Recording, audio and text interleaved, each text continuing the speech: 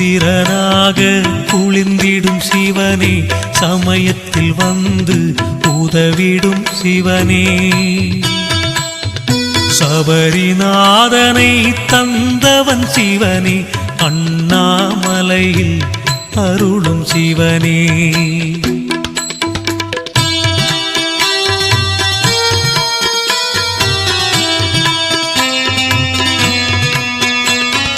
கிரிவலம் வந்திட துணை வரும் சிவனே, கேட்டதை கொடுக்கும் தெய்வம் சிவனே.